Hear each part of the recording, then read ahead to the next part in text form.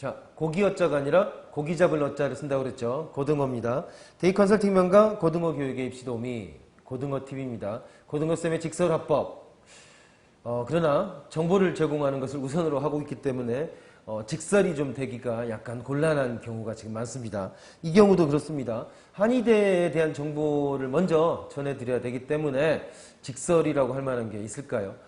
별로 없을 것 같아요. 일단 한의대 수시 먼저 볼까요? 한의대 수시는 학생부 교과 전형이 거의 대부분입니다. 위에 써놨지만 한의과를 선발하는 대학 중에서 경희대가 유일하게 논술 전형을 실시합니다. 그리고 그 외에는 전부 다 학생부 교과 전형이다라는 겁니다. 무슨 얘기입니까? 학생부 교과 전형. 내신으로 간다는 얘기입니다. 이게 왜 이렇게 됐을까요? 한의대의 공통점이 있습니다. 경희대 빼놓고는요. 죄송한 얘기지만 전부 촌에 있습니다. 이게. 그래서 시골 학교들 같은 경우 죄송하지만 학생부 교과 전형이 많잖아요. 그래서 한예 같은 경우는 이렇게 전부 다 학생부 교과 전형입니다. 볼까요? 뭐 가천대, 대구대, 뭐 빼도 박도 할 게 없습니다. 면접이 조금 있는 거 있습니다. 이렇게 면접이 조금 이렇게 붙어 있는 데가 있지만 평균 내보면 거의 90몇 프로가 학생부 교과입니다. 비교과가 들어간다고 해도 저기 있는 비교과 같은 경우는 어마어마한 스펙이나 보통 학생부 종합전형에서 요구하는 그런 정도의 스펙이나 이런 것들이 아니라 사실은 출결 봉사 같은 단순한 내용들입니다. 그래서 학생부가 거의 대부분을 차지하고 있습니다. 그리고 아시다시피 그렇죠? 네, 동국대, 경주에다가 세명대, 원광대 아주 멀리 있는 데입니다. 그래서 학생부 교과 전형이 거의 대부분이다라고 생각하시면 되겠습니다. 학생부 종합으로 한의대 간다. 불가능한 얘기죠. 그러니까 없다. 그리고 유일하게 경희대가 논술 전형으로